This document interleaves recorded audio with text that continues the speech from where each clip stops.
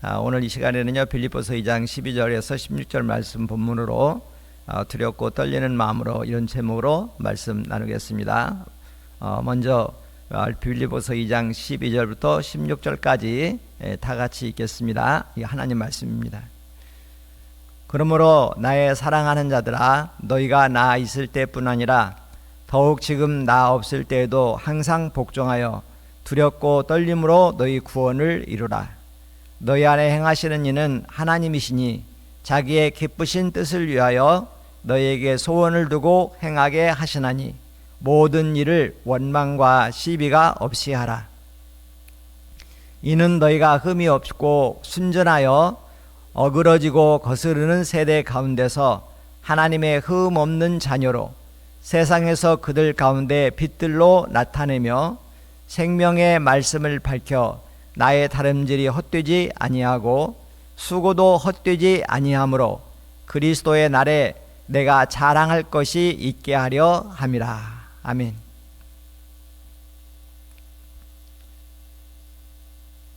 제가 제목을 두렵고 떨리는 마음으로 이렇게 정했는데요, 12절의 말씀, 우리가 읽은 말씀 가운데 보면 거기에 두렵고 떨리는 마음으로 너희 구원을 이루라, 이런 말씀이 있어요. 그래서 우리 마음 자세를 좀 새롭게 하자는 그런 뜻에서 두렵고 떨리는 마음으로 이렇게 제목을 정했습니다. 그리고 이제 오늘 본문에 이 제목 아래서 생각해 볼 수 있는 여러 가지 영적인 진리나 교훈이 담겨 있지만 제가 시간 제한상 3가지 정도를 여러분과 함께 나누도록 하겠습니다. 오늘 함께 나눌 첫 번째 교훈의 말씀은요, 구원을 완성하기 위해서 신앙생활을 우리가 잘해야 한다 하는 말씀입니다. 그 12절 말씀 보면 바울 사도는 빌립보 교인들에게 두렵고 떨리는 마음으로 너희 구원을 이루라, 이렇게 권면하고 있는 것을 볼 수가 있습니다. 이 말씀에 따르면은 우리가 신앙생활을 잘하지 않으면 나름 그래도 예수님을 믿고 구원받았다는 믿음이 있었던 사람들도 믿음을 잃어버리고 또 멸망에 이를 수도 있는 가능성이 있는 것처럼 이렇게 보여요. 우리가 한번 구원 얻은 사람이 다시 믿음을 잃어버리고 멸망할 수 있느냐 아니냐에 대해서는요, 사실상 신학적으로도 논쟁이 좀 있어요. 어떤 교파 신학들은 우리가 한번 구원받았으면 하나님의 능력으로 우리 구원이 성취되는 거기 때문에 절대 잃어버릴 수 없다, 이렇게 이제 말하는 분들도 있고요. 또 어떤 다른 쪽에 있는 그 입장에 있는 분들은 성경의 많은 부분이 우리가 어떤 신학적인 교리 갖고 단정하기는 어려울 만큼 우리 믿음을 잃어버릴 가능성이 충분히 있는 것처럼 암시하는 구절이 참 많다, 이렇게 이야기를 합니다. 사실상 제 생각은요, 구원은 하나님의 주권에 달려있는 거기 때문에 우리가 한번 믿음으로 구원받은 사람이 끝까지 신앙생활을 잘하면 하나님께서 그 사람을 은혜 가운데 인도해서 구원에 이른다고 믿어요. 그렇지만 또 신앙생활을 잘하지 않는데도 믿음이 없는 사람처럼 그렇게 살아가는데도 과거에 언제 한번 하나님의 은혜를 맛보아서 나 예수 믿습니다라고 한 그 말 한마디로 구원받는다고 또 말하기도 참 어려운 것 같습니다. 히브리서 6장 4절 이하의 말씀이 우리가 그런 약간의 경각심을 갖게 하는 말씀이에요. 제가 한번 읽어드리겠습니다. 한번 비침을 얻고 하늘의 은사를 맛보고 성령에도 참여한 바가 되고 하나님의 선한 말씀과 내세의 능력을 맛보고 그리고서 타락한 자들은 다시 새롭게 하여 회개하게 할 수 없나니 이는 자기가 하나님의 아들을 다시 십자가에 못 박아 현저히 욕을 보임이라, 이런 구절이 있어요. 자, 이런 구절을 보면 우리가 한번 구원받았으면 하나님께서 반드시 끝까지 구원해 주십니다라고 하는 게 우리의 신앙 고백이죠. 그런데도 이런 구절을 보면 약간의 좀 다른 측면도 생각해 봐야 되겠다는 생각이에요. 신앙생활을 내가 한번 구원받았다고 해서 대충 해서는 안 되겠구나, 끝까지 신앙생활을 잘해야 되겠구나, 이런 생각을 하게 만드는 그런 말씀들입니다. 구원에 이른 신앙생활을 우리가 잘 하려면은 사실은 2가지 면을 잘 생각해요. 옛날에 어떤 분은 새는 2날개로 난다, 좌우로 난다 그랬는데 우리 신앙도 양쪽의 균형이 좀 필요해요. 왜냐하면 복음을 바로 이해하는 것이 하나가 꼭 필요합니다. 우리가 모르면 안 돼요. 그래서 성경을 읽고 공부하고 말씀 듣고 하는 거를 우리가 조금 나의 구원과 연결지어서 좀 열심을 내야 돼요. 두 번째는 뭐냐면 아는데 행하지 않으면 또 그것도 소용이 없다고 그래요. 그러니까 아는 만큼 우리가 하나님 말씀에 합당하게 행하며 살아가는 것도 매우 중요하다. 그래서 신앙생활에는 하나님 말씀을 잘 이해하고 아는 하나의 측면과 또 그 하나님 말씀대로 우리가 살려고 노력하고 순종하는 그 측면 두 가지가 균형을 이루어야만 그것이 건강한 신앙, 구원에 이르는 신앙이라고 이렇게 말할 수 있겠습니다. 그 본문에 제가 참고하자고 성경 구절을 올려놨어요. 거기 보게 되면 예수님께서 너희가 성경도 하나님의 능력도 알지 못하는 거로 오해했다, 이런 말씀이 있어요. 그러니까 어떤 사람이 죽은 여러 형제가 있었는데 그 첫 번째 형제가 죽으니까 그 유대 그 당시 율법 아래서 그 죽은 형수를 그 다음 동생이 이렇게 사실은 생계를 이어가게 하기 위한 목적이었어요. 취했어요. 근데 그 동생도 죽고 이렇게 죽었어요. 그러면 부활 때 그 여인은 누구의 아내가 되겠습니까? 이렇게 질문을 했어요. 사실은 몰라서 질문한 측면도 있고요. 또 약간 좀 예수님이 이런 거에 대해서 뭐라고 말할까 이렇게 좀 약간 시험해보고자 하는 의도도 있을지 모르겠습니다. 그때 예수님께서 하신 말씀이에요. 내가 성경도 하나님의 능력도 몰라서 그런 질문을 하는 거다. 뭐를 몰랐다는 거예요? 그들이 몰랐다는 거는 바로 그 아래 구절입니다. 부활 때는 장가도 가고 시집도 가는 게 아니다. 근데 우리가 지금 이 세상의 삶의 그런 어떤 원리를 따라서 우리가 하나님 나라에서도 그럴 거라고 우리가 추측을 하고 이 질문을 한 거예요. 그러니까 만일에 성경을 우리가 바로 알았다면 이런 질문 안 하겠죠. 얘가 그렇다는 겁니다. 그 다음에 이와 같이 행함이 없는 믿음은 그 자체가 죽은 것이다. 이제 야고보 사도가 하신 말씀이에요. 믿음이 있다고 하는데 그 사람이 믿음은 있는 것 같지만 그러나 정작 살아가는 거나 다른 사람과 관계 속에서 그리스도인다운 삶을 사는가, 이런 부분을 보면 아닌 거예요. 그러니까 그 사람은 믿음이 있다고 하지만 그 믿음은 뭐가 없으므로 행함이 없으므로 실천이 없으므로 그 믿음은 죽은 것이나 마찬가지다. 그러면 여러분 그 죽은 믿음이 우리를 구원할 수 있겠습니까? 죽은 믿음이라고 하는 게 사실은 그 양쪽 이게 붙여서 설명하기 어려워요. 믿음은 죽은 믿음일 수가 없는 거예요. 그건 이미 믿음이 아닌 거죠. 믿음이 있다 그러면 그 믿음은 여전히 살아있는 믿음이어야 되겠죠. 근데 설명하는 차원에서 그 죽은 믿음 이렇게 표현을 해본다면 죽은 믿음이 우리를 구원을 할 수 있겠어요? 그러니까 믿음은 항상 살아있어야 되는데 그 살아있는 믿음이 되려면 어떻게? 하나님의 말씀대로 순종하면서 실천하면서 살아가는 거다. 이렇게 양쪽 두 가지를 잘 설명하고 있다는 것입니다.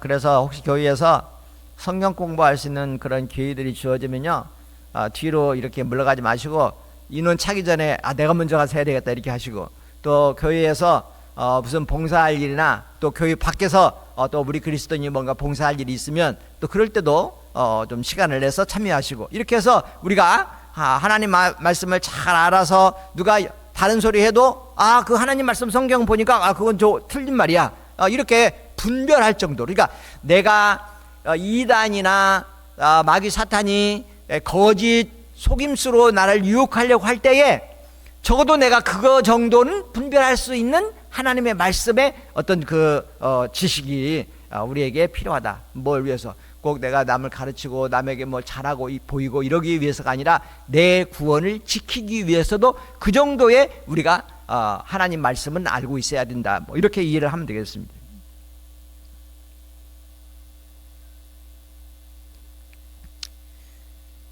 그 베드로전서 5장 8절 9절 말씀 우리가 다 아는 말씀이잖아요. 거기 보면은 마귀가 우는 사자같이, 마귀가 울 때 우는 사자 할 때, 우는 사자가 뭐 때문에 우는가, 으르렁거리는가, 먹이를 노릴 때, 사냥할 때 그렇게 한다고 그래요. 그래서 마귀가 이렇게 선깃자를 찾는데 그때 대적하는 방법이 여기 나와 있어요. 다른 거라고 하지 않았어요. 믿음을 굳게 하면 된다. 그러니까 마귀가 어떤 수로 공격하고 유혹하고 그러더라도 우리가 굳건한 믿음 위에 서 있으면 그 믿음이 우리를 지켜주신다. 이렇게 이해를 하면 되겠습니다. 마귀가 되게 교회에서 공격하는 대상들을 보면은 믿음이 흔들릴 때입니다. 상처받고 마음에 불평 불만이 생겼을 때, 그리고 뭔가 왠지 모르게 하나님 안 계신 것 같기도 하고, 계셔도 나를 사랑하지 않은 것 같기도 하고, 아무튼 교회도 왠지 모르게 내가 다른 사람들로부터 소외당하고 있는 것 같기도 하고, 뭐 아무튼 뭐 이런 이것이 팩트는 아닌데 우리 감정이 그럴 때가 있다는 거예요. 이럴 때 사탄이 다른 사람을 통해서든 또 이단을 통해서든 우리를 공격하고, 그리고 우리가 믿음을 잃고 잘못된 길로 나가면 결국 그게 사탄에게 이제 우리가 삼킨 바가 된다, 이제 이렇게 이해하면 되겠습니다. 그래서 실질적으로 보면요, 그 이단에 속아서 재산도 잃고 가정도 파탄나고 그런 사람들이 있다고 하는 것을 우리가 간접적으로 뉴스를 통해서라도 많이 듣잖아요. 그 신천지 같은 그런 집단에 빠져갖고 정말 그 공격에 처한 사람들 이야기들을 우리가 심심치 않게 듣고 있어요. 그런데 이런 사람들이 대개 보면은 일반 교회에 다니다가 뭔가 좀 실족해서 그쪽으로 넘어간 사람들이 상당히 많다는 거예요. 이제 그런 거 보면 사실은 우리 교회도 한 사람의 영혼을 바른 길로 인도하는데 우리가 목사님들뿐만 아니라 온 교인이 같이 협력해서 그렇게 해야 합니다. 그래서 신앙생활을 내가 잘하는 것만으로도 다른 사람에게 좋은 영향을 줄 수가 있어요. 그렇지만 우리가 잘못된 길로 빠져서 내 영혼을 망하게 하는 책임에 한 70%, 80%는 사실은 자기 자신에게 있다고 하는 사실을 또 우리가 생각할 필요가 있어요. 왜?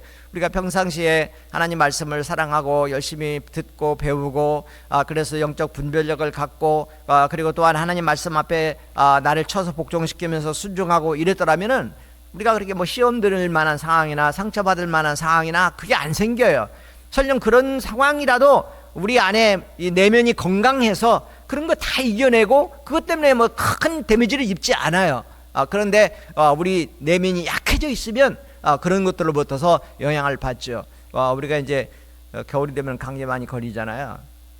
감기 바이러스는 항상 어떻게 보면 공평하게 이렇게 공기 중을 떠다니잖아요. 그렇지만은 우리가 면역 기능이 약해져 있을 때 그 약해져 있는 사람에게 그게 걸리는 거거든요. 그러니까 영적으로도 같은 원리가 작용되고 있다는 걸 알 수가 있어요. 그래서 우리들이 하나님 말씀으로 건강해져야 할 필요가 있다 하는 겁니다.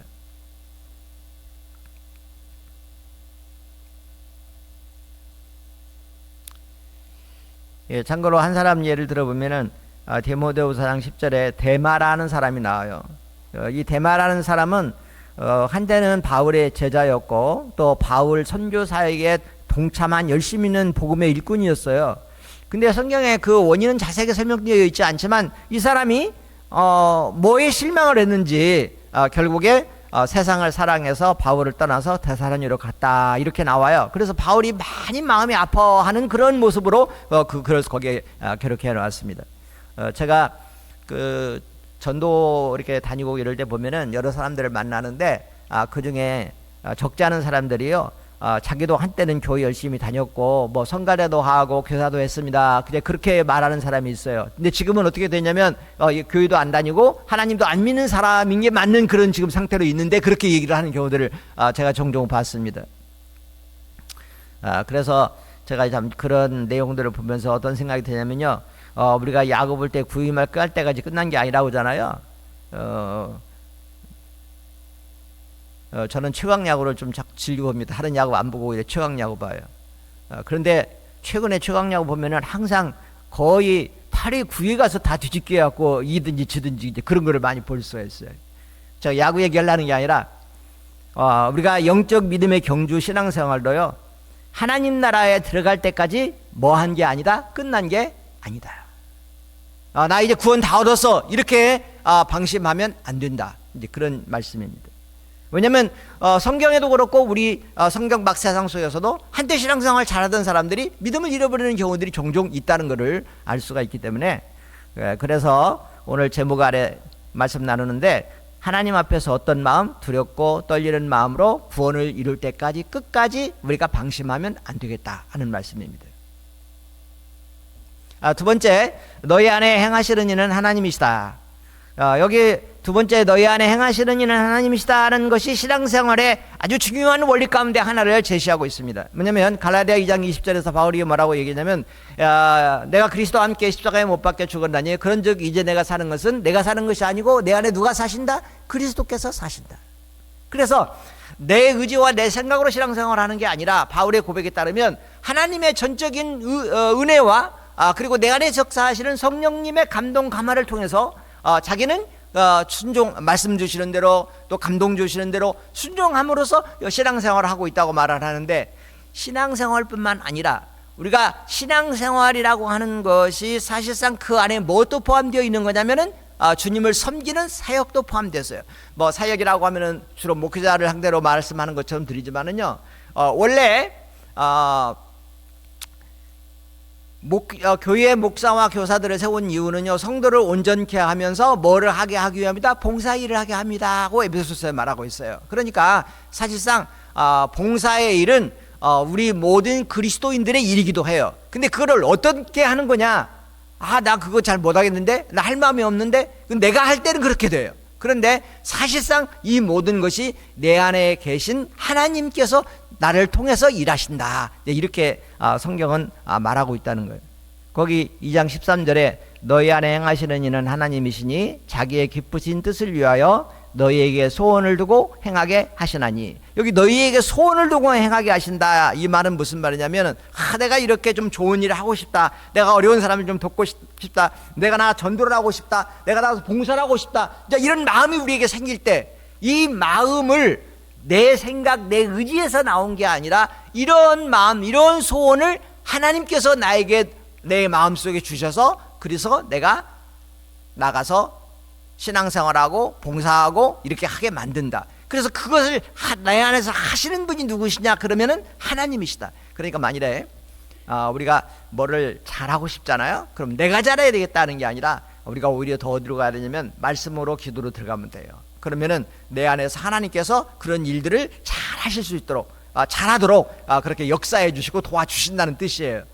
자, 이 원리를 또 어떻게도 우리가 적용을 해봐야 되냐면은, 그래서 우리가 뭔가를 좀 남들보다 좀 뭔가를 잘하고 또 어떤 열매도 있고 좀 다른 사람에게 칭찬도 듣고 뭐 그럴 정도가 되었다 하더라도, 어떻게 이거를 이렇게 한 분은 내가 아니고 이거는 주님이 다 하신 것이다, 하나님이 다 하신 것이다. 그래서 우리는 항상 나를 자랑하지 않고 겸손한 마음을 갖는 게 중요하다 하는 겁니다. 솔로몬만 잠깐 예를 들고 넘어갈게요. 솔로몬의 경우를 보게 되면은 그 즉위 초에 정말 하나님을 의지했어요. 그 단편적인 예가 일천번제를 드리고 하나님께서 참 기특하게 여기신 거죠. 하나님께서 그래서 마음에 하나님도 이렇게 정말 기뻐하신 것 같아요. 그래서 내가 너에게 뭘 주면 좋겠냐, 달라고 하지도 않았는데 먼저 하나님이 부르셨어요. 그런 예는 사실상 성경에서 거의 별로 없잖아요. 하나님이 먼저 내가 너 뭐 줄까, 이렇게 하는 경우들이 많지 않잖아요. 그때 솔로몬은 이렇게 얘기를 합니다. 저는 작은 아이라 출입할 줄을 알지 못하고 누가 주의 이 많은 백성을 재판할 수 있겠습니까? 지혜로운 마음을 종에게 주사 주의 백성을 재판하여 선악을 분별할 수 있게 그렇게 해주세요, 이렇게 얘기를 했습니다. 그러니까 하나님께서 이것도 참 마음에 드신 것 같아요. 왕이 돼가지고 욕심껏 뭔가 자기 부귀영화를 위해서 구할 수도 있을 터인데 자기 그 직무를 잘 감당하고자 다른 것 말고 지혜를 구하고, 그 지혜도 그걸로 뭘 장사해서 돈 벌겠다는 게 아니라 그 주의 백성들이 억울함이 없이 정말 잘 판단을 해 주려면 제게 지혜가 필요합니다, 이렇게 구했다니까 얼마나 아름다운 일이에요. 그래서요, 솔로몬은 하나님이 주시는 지혜로 즉위 초 중반까지 정말 이스라엘 역사에서 아버지 다윗을 능가할 정도의 그런 성군으로서 나라를 잘 이끌어가지고, 이때 다윗보다도 이때 영토나 국가의 재력이나 모든 면에서 이스라엘은 최강의 나라가 되었습니다. 솔로몬 때 사실은요. 근데 솔로몬 중반 이후 후반에는 전혀 다른 모습을 보여요. 왜 그렇게 됐을까요? 혹시 제가 생각해 볼 때 솔로몬이 하나님이 다 하신다는 사실을 잃어버리고 야 이거 내가 이만큼 이루었다라고 하는 그런 생각, 그런 교만에 빠지는 순간 그렇게 된 게 아닌가 싶거든요. 그래서 그렇게 되는 순간에 결국에는 뭐를 하기 시작했냐면은 하나님을 의지하고 말씀을 따라가지 않고 자기 정치를 하기 시작했어요. 야 이거 내가 왕인데 내가 이제 이 나라를 한번 내 포부를 따라서 경영해 봐야 되겠다, 이런 생각들을 가지면서 정략 결혼을 하고 하나님께서 그 우상 숭배의 길로 나가니까 하지 말라고 해도 듣지도 않고 하나님이 거듭거듭 말씀에서도 결국 듣지 않고 그렇게 하다가 솔로몬 말기가 어떻게 됐는지는 아마 여러분이 더 잘 알 겁니다. 그래서 여러분 신앙생활도 또 주를 섬기는 사역도 내가 하는 게 아니라 내 안에 계시는 하나님이 다 하시는구나 라고 하는 사실을 우리는 꼭 잊지 않았으면 좋겠습니다. 자, 그 다음에 세 번째 끝으로 그리스도인은 어디서나 빛이 되어야 한다는 말씀이 부분에 들어있어요. 2장 15절 말씀 보니까 이는 너희가 흠이 없고 순전하여 어그러지고 거스르는 세대 가운데서 하나님의 흠 없는 자녀로 세상에서 그들 가운데 빛들로 나타나며, 여기 빛들로 나타내는 것이 누구냐면 너희가, 즉 우리 그리스도인이라는 뜻입니다. 그러니까 우리 그리스도인들은 이 세상이 점점 악해진다, 사람들이 하나님을 믿지 않는다, 뭐 이런 거를 불평하고 원망하는 순간 우리는 실패자가 되기 쉽습니다. 왜? 원래 세상은 그런 거예요. 물론 각 시대마다 자기 세대가 제일 악하다고 생각하는 경향이 있다고 합니다. 그래서 우리가 지금 사는 세상도 보면 점점 이전보다도 예수 믿는 사람도 줄어들고 교회의 젊은 사람도 보기가 어렵고 여러 가지 상황들이 점점 어려워져 가는 것 같은 것은 사실이에요. 그렇지만은 주님이 우리에게 기대하는 건 뭐냐면 이렇게 어그러지고 거스르는 그런 세대 속에 우리 그리스도인들이 하나님의 흠없는 자녀로 우리가 신앙생활 잘하면서 그 어그러지고 거스리는 그런 사람들에게 빛이 되어서 그들을 생명으로 인도하는 그런 그리스도인이 되어야 된다, 이렇게 말씀하고 있다는 것입니다. 그래서 우리가 세상이 악하다고 움츠리지 말고 우리가 만나는 사람들에게 정말 그들을 생명의 길로 영원한 하나님의 나라를 생각할 수 있도록 그런 어떤 선한 영향력을 끼칠 수 있는 그런 사람이 되어야 한다, 그런 신앙생활을 해야 한다, 이런 말씀이 여기에 담겨 있습니다. 그 바알보다도 훨씬 먼저 예수님께서도요 우리 그리스도인들은 세상의 빛과 소금이다, 이렇게 말씀했잖아요. 그 빛과 소금이 여러 가지 기능이 있어요. 그렇지만 1차적인 것으로 오늘 본문에서 강조하는 거는요, 어둠을 밝히는 빛이다, 이런 뜻이 있고, 그 다음에 부패를 방지하고 맛을 내는 그런 기능을 합니다, 소금이. 그래서 우리 그리스도인이 맛없는 세상, 부패하고 어둠의 세상 속에 들어가서 그거를 불평할 게 아니고 내가 거기 있으므로 우리 모임이 한층 더 살맛 나는 그런 그 모임이 되고 또 그런 시간이 되고, 그래서 어떤 모임 가운데 있을 때 사람들이 꼭 나를 부르는, 야 너 없으면 재미없어, 너 없으면 우리가 어디로 가야 할지 몰라, 이리 와 같이 하자, 뭐 이런 어떤 영향력을 끼칠 수 있는 그런 사람이 되면 얼마나 좋을까, 이제 그런 생각을 했습니다. 그래서 우리가 이렇게 주님 앞에 나와서 열심히 말씀도 듣고 기도도 하고 그렇게 할 뿐만 아니라 우리가 교회 밖에 벗어나서 직장에서 일을 할 때나 친구들을 만날 때나 여러 가지 상황 속에서 주님이 우리에게 기도하는 것은 이렇게 빛을 비추는 그 빛은 다른 빛이 아니라 하나님께로 인도하는 빛, 구원으로 인도하는 길을 비추는 빛, 이런 빛이 되기를 바라신다는 것입니다. 그 믿음의 역사, 사랑의 수고, 소망의 인내, 이런 말씀이 어디에서 나온지 여러분 아시죠? 데살로니가 교회. 그러니까 데살로니가 성도들이 이런 모습으로 신앙생활을 했다 하는 거예요. 그래서 오늘 우리도 이런 모습으로 신앙생활을 할 수 있으면 참 좋겠습니다. 자, 다가 오늘 이 말씀 세 가지 나눈 거 기억하시고요. 우리가 두렵고 떨리는 마음으로 구원을 이루어야 된다. 우리 모든 거 다 내가 한 게 아니고 다 하나님이 하신다. 그리고 또한 마지막에 우리가 어떤 상황 속에 있든지 나는 거기서 구원으로 인도하는 빛을 비추는 그런 사람이 될 수 있도록 그렇게 우리가 믿음으로 살아야 된다. 요 세 말씀 오늘 기억하고 오늘 하루도 또 앞으로 여러분이 사시면서 요 말씀이 또 적용이 될 수 있기를 바라겠습니다. 잠깐 기도할게요. 하나님 아버지, 오늘 신앙생활에 적용할 세 가지 교훈의 말씀을 살펴봤습니다. 우리가 많이 부족하지만 이 말씀을 의지해서 주 안에서 믿음으로 승리하는 하루를 또 살아내도록 도와주시옵소서. 예수님의 이름으로 기도합니다. 자, 이 시간